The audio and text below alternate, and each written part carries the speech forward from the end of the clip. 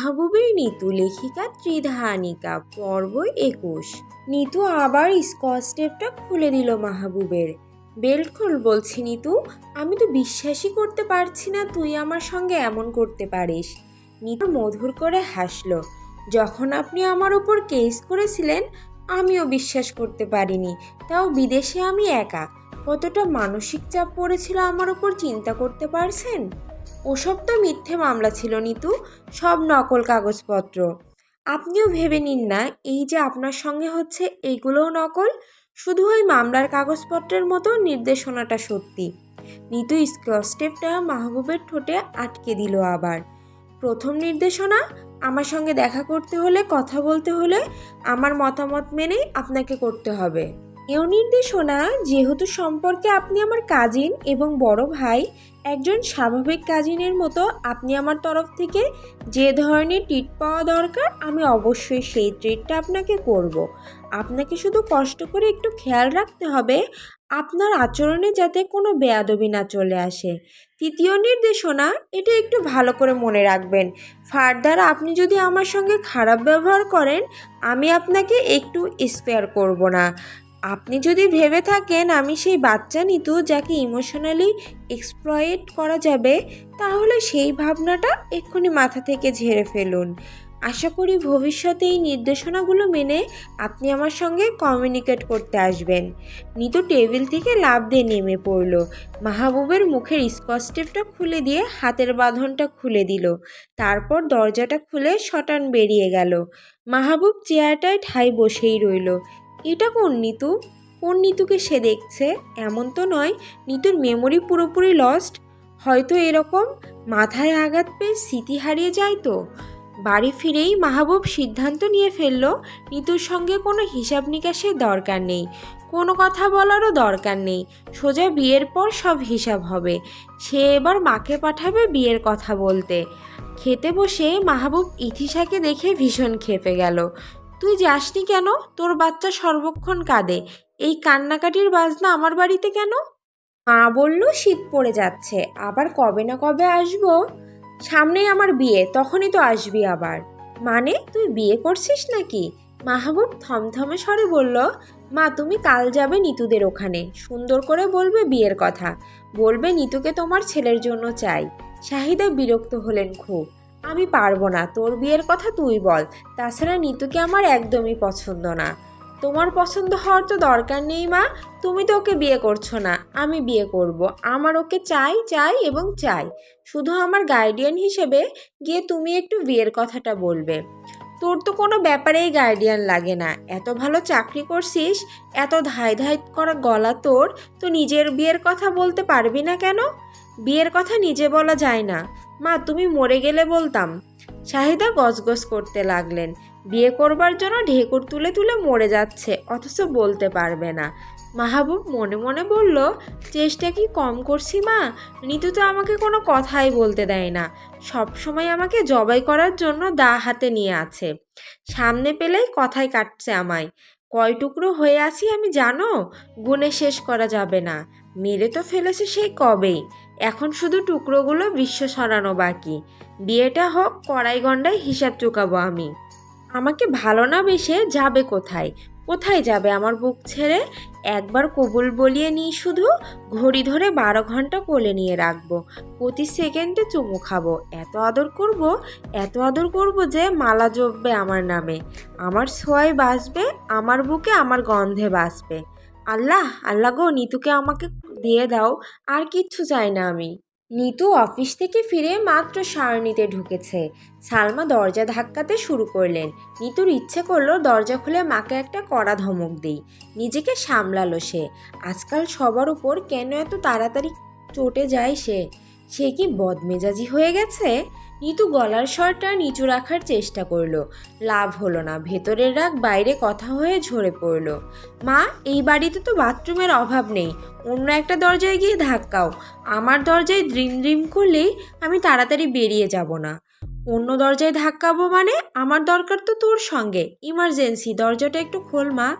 আমি টাওয়াল পরে আছি মা, গা অর্ধেক ভেজানো। ইস ঢং, তোকে যেন ন্যাংটা আমি কখনো দেখিনি। বেবি ওয়াইপস দিয়ে তোকে কে পরিষ্কার করেছে বল? 8 বছর পর্যন্ত আমার হাতে গোসল করিয়েছি, প্যান্ট খুলে গা ডলেছি, আজ তুই আমাকে লজ্জা পাস? প্রথমবার যখন রক্তে বিছানা ভেজালি মাঝরাতে, আমিই তো তোকে ন্যাপকিন পরালাম। নিতু অপারগ হয়ে ভিজে গায়ে দরজা খুলল। কি হয়েছে মা? সালমা আনন্দিত কণ্ঠে বললেন, শাহিদা আপা এসেছে, তোর সঙ্গে কথা বলতে চায়। এত খুশি হয়ে বলছো কেন? আমার সঙ্গে কথা বলার তো কিছু নেই মা, তোমাদের ননাস, তোমরা কথা বলো। নিতু, এই ভদ্রতা জ্ঞান তোর? এইটুকু মেয়ে তুই, শাহিদা আপা অসুস্থ মানুষ, বাড়ি বয়ে তোর সঙ্গে কথা বলতে এসেছেন, আর তুই বলছিস কথা বলার কিছু নেই? আমার সঙ্গে ওনার হঠাৎ কথা বলবার দরকার হলো কেন? কি ব্যাপার জিজ্ঞেস করনি? সালমা আমতা আমতা করতে লাগলেন। তোর সঙ্গে কেন কথা বলবে আমি কি করে জানবো? তাকে আমি জিজ্ঞেস করতে পারি নাকি? তুমি অবশ্যই জিজ্ঞেস করতে পারো মা, তুমি আমার মা হও, আমার সব ব্যাপার জানার সর্বোচ্চ অধিকার তোমারই। তুমি ফুফির সঙ্গে কথাটা সেরে ফেলো, আমার এখন কারোর সঙ্গে কথা বলতে ইচ্ছে করছে না মা। আমি জিজ্ঞেস করছিলাম, বললেন তোকেই বলবে। তাহলে ফুফিকে বসতে বলো, আমি গোসলটা সেরে আসছি। কয় মিনিট লাগবে? বেশি দেরি হবে না তো? নিতু দরজা ছেড়ে দাঁড়ালো। এক কাজ করো, তুমি বরং ভেতরে এসে বসো মা। কয় মিনিট লাগবে? তুমি না হয় ঘড়ি ধরে হিসাব করে ফেললে। সালমা মুখ অন্ধকার করে ফেললেন। ইদানিং তোর সঙ্গে কথা বলাই যায় না, সব সময় খারাপ ব্যবহার করিস। তোর মা হয়ে যেন অপরাধ করে ফেলেছি। পৃথিবীতে আর কেউ তো মেয়েকে ডাকে না, আমি যখনই তোকে ডাকতে আসি কথা শোনাস তুই। নিতু দরজা খোলা রেখেই শাওয়ারের নিচে দাঁড়ালো। আসলেই কি সে ইদানিং বেশি রেগে থাকছে, খারাপ ব্যবহার করছে? না, সে তো এমন নয়। সালমা আবার ডাকলেন নিতুকে। তোর ফুফি অসুস্থ মানুষ। নিতু বিরস কণ্ঠে বলল, শেষ মা, গা মুছেই আসছি। সালমা চলে যাচ্ছিলেন, নিতু পিছু ডাকলো, মা। সালমা জবাব দিলেন না, তবে ঘুরে তাকালেন। তুমি ইদানিং আমাকে আগের মতো ভালোবাসো না, তাই না? সালমা কিছুক্ষণ একদৃষ্টিতে নিতুর দিকে তাকিয়ে রইলেন, তারপর মলিন কণ্ঠে বললেন, তুই কি আমাকে আগের মতো ভালোবাসিস? নিতু জবাব দিল না, কথা বলতে গেলে এখন কেঁদে ফেলবে সে। সালমা দ্রুত চলে গেলেন। ছেড়ে নিতু নিচে নামতে হলো না, শাহিদাই নিতুর ঘরে চলে এলেন। ভালো আছো ফুফি? আর ভালো, বা হাত কবেই ছেড়েছে, এখন ডান হাতও যায় যায় করছে। বা হাতে কি একেবারে জোর পাও না? পাই, তবে কোনো কিছু করতে পারি না, ওই একটু নাড়াচাড়া করতে পারি শুধু। নিতু চুলটা তোয়ালেতে মুড়িয়ে চেয়ার টেনে বসলো। তুমি আমাকে একটা ফোন করে দিলেই তো আমি বাড়ি চলে যেতাম ফুপি। অহেতুক কষ্ট করে চলে এলে কেন? চা খেয়েছো? গ্যাস বেড়ে পেট ফুলে আছে, চায়ে চুমুক দিলেই ব্লাস্ট করব। তোর কি খাওয়া দাওয়া হয়েছে? না হলে খেয়ে আয়, এরপর কথা বলি। অফিসেই লাঞ্চ করেছি, তুমি বলো না কি বলবে। কাছে এসে বস, মাথায় হাত বোলাতে বোলাতে কথা বলি। নিতু শাহিদার পাশাপাশি গিয়ে বসলো। শাহিদা পরম মমতায় নিতুর মাথায় হাত রাখলেন। নিতু মনে মনে বলল, তুমি এত ভালো ফুপি, অথচ তোমার ছেলেটা দুনিয়ার বাদর কেন হলো বলো তো? শাহিদা তোয়ালেটা খুলে নিতুর চুলটা ছেড়ে দিলেন। মোলায়েম কণ্ঠে বললেন, আজ আমি তোকে শুধু আমার ছেলেটার কথা বলবো। নিতু বিস্মিত চোখে তাকালো। কি কথা? যে কথা কেউ জানে না। মাহবুবটা চিরকাল তার পছন্দের কথাটা উল্টো করে বলে, বুঝলি? মুখে যেটা বলে ভেতরে ঠিক তার উল্টোটা থাকে ছোটবেলা থেকেই। প্রথম প্রথম আমি ব্যাপারটা বুঝতে পারতাম না, পরে খেয়াল করলাম মাহবুবের ভালোবাসার ভাষাই এটা। বড় হওয়া পর্যন্ত আমি এর মানে বের করে ফেললাম। মাহবুবের যেটা পছন্দ সেটা সে আগ্রহ করে আমাকে দেখাতে আসে। আমি যদি সেটাতে আগ্রহ দেখাই, মাহবুব তাৎক্ষণিক সেটা ফেলে দেবে। আর যদি বলি, ইস ভালো হয়নি একদম, মাহবুব সেটাই যত্ন করে আগলে রাখবে। অর্থাৎ তার কথা হলো, যেটা তার ভালো লাগবে সেটা আর কারো ভালো লাগতে পারবে না। সে তার পছন্দকে একান্ত রাখতে চায়। নিতু মাথা থেকে শাহিদার হাত সরিয়ে দিল, একটু সরে বসে বলল, এই কথাগুলো আমাকে বলার কি আছে ফুপি?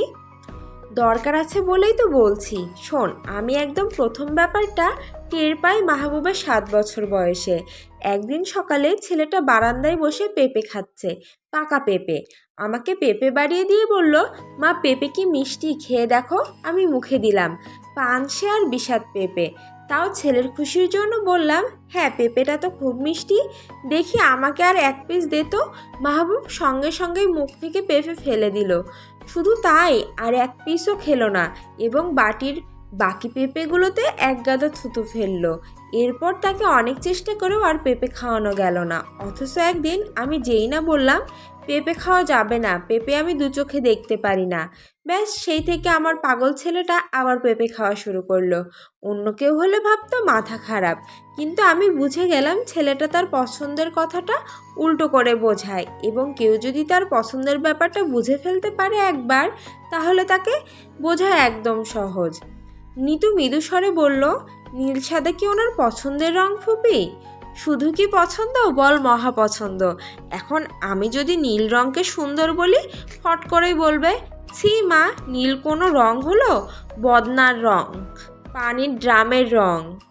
কিছুতেই ভেবে পাই না একটা মানুষ কথার উল্টোটা পিঠে গিয়ে কি করে ভালোবাসা জাহির করে, কি করে। আমার ক্ষীণ সন্দেহ কি জানিস, মাহবুব যখন কোনো মেয়েকে পছন্দ করবে তখন এরকম ভাজ কথায় উল্টো আচরণ করবে, নিজের পছন্দটা মেয়েটাকে বুঝতেই দেবে না। আমি তো মনে মনে দোয়া করি, হে আল্লাহ, আমার ছেলের জীবনে যে আসবে সে যাতে আমার ছেলেটার উল্টো কথার মানে বুঝতে পারে। নিতু ফুপির পাশ থেকে উঠে গেল, তোয়ালেটা রাখতে রাখতে বলল, দোয়ার কি কাজ হয়েছে? আর কাজ, আমার ছেলেটা তো অনেক আগে থেকে একটা মেয়েকে পছন্দ করে, সেই মেয়ে আমার ছেলের উল্টো কথার মানে একদমই বোঝে না। নিতু মনে মনে বলল, খুব ভালো হয়েছে, দুনিয়ায় সবাই ভাসপিটে কথা বলে আর তিনি বলেন উল্টো। মেয়েটা জানিস আমার ছেলেটাকে সারাক্ষণ কষ্ট দেয় আর নিজেও কষ্ট পায়। আমার মনে হয় নিতু মেয়েটাও আমার ছেলের মতো, মুখ ফুটে কিচ্ছু বলতে পারে না।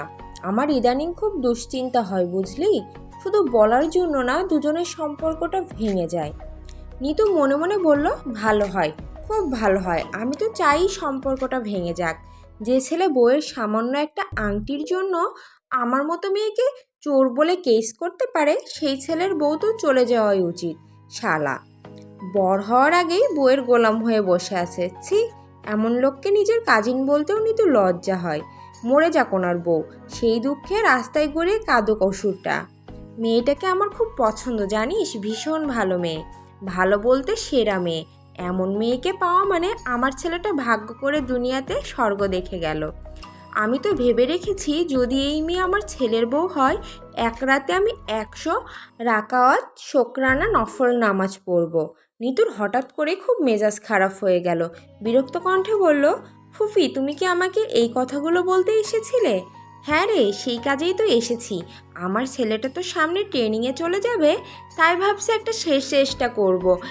এর মধ্যে মেয়েটাকে বিয়ের কথা বলবো, যদি রাজি হয় তো বিয়ে, আর না হলে বলবো তুই আমার ছেলের জীবন থেকে বিদায় হ। তুই তো আমার ছেলের কথার মানেই বুঝিস না। এই কথাগুলো আমাকে বলছো কেন?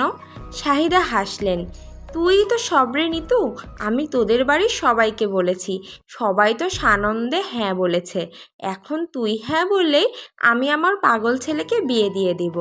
নিতু হাই তুলতে তুলতে বলল, বড় চাচা কি বললেন?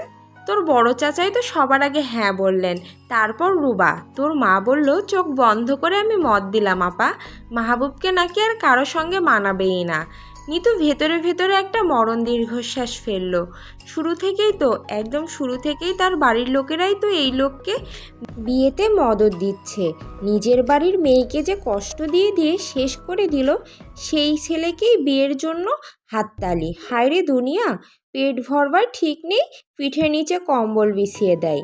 সবার হ্যাঁ হলেই যে আমারও হ্যাঁ হবে তা কিন্তু নয় ফুপি, আর তাছাড়া তুমি তো আমার হ্যাঁ না শুনে বিয়ে দেবে না। তবে অনেস্টলি যদি জানতে চাও তাহলে আমার মতামত হচ্ছে না, ইটস এ ক্লিয়ার নো। সে কি রে, ফট করে না করে দিলি? একটু তো ভেবে না করবি? ভাবাভাবি আমার অনেক আগেই শেষ ফুপি, তোমাকে বরং আমি চমকে যাওয়ার মতো একটা খবর দিই, মাহবুব ভাইয়ের বিয়ের কথা আমি তোমাদের সবার আগে জানি। শাহিদা বিস্মিত চোখে জিজ্ঞেস করলেন, তুই জানিস? খুব ভালো করে জানি, মাহবুব ভাই নিজে আমায় চিঠি লিখে জানিয়েছেন, বিয়ের ব্যাপারে তো অনেকবার আমার সঙ্গে সরাসরি কথা বলেছেন, তুমি তো মাত্র আমায় আজ বললে। শাহিদার মেজাজ চটে গেল, ছেলেটা আগেই জানিয়ে রেখেছে অথচ এমন ভাব করলো, মাহবুবটা মিথ্যে বলাও শিখে গেছে দেখছি। তোকে বিয়ের কথা মাহবুব নিজের মুখে বলেছে? একবার নয় ফুপি, অনেকবার বলেছে। আমাকে তো বিয়ের জন্য সেই বিদেশে গিয়েও ধরেছিলেন, বিভিন্নভাবে হেনস্থাও করেছেন। বলছিস কি রে এত কিছু? ফুফি শোনো, আমি শুধু ব্যাপারটা জানি না, যতটুকু তোমরা জানো না আমি সেটুকুও জানি। এমন অনেক কিছুই মাহবুব ভাই আমাকে বলেছেন, শুধু যা আমি জানি। ইনফ্যাক্ট বিদেশে এই বিয়ের ব্যাপার নিয়ে আমার ওনার সঙ্গে অনেক ঝামেলাও হয়েছে, কিন্তু আমি কিছুতেই রাজি হইনি। শাহিদার বুক ভেঙে গেল। ছেলেটা তাকে না জানিয়ে এত কিছু করেছে। শাহিদা হতভম্ব কণ্ঠে বললেন, সবটা জেনেও তুই না করেছিস, পেরেছিস না করতে? হ্যাঁ বলার তো কোনো কারণই নেই ফুপি, যদিও তোমার ছেলের বিয়ে বিষয়ক যাবতীয় ব্যাপারে আমি থাকতে চাই না, তাও আজ তুমি জিজ্ঞেস করতে এলে তো তাই বললাম।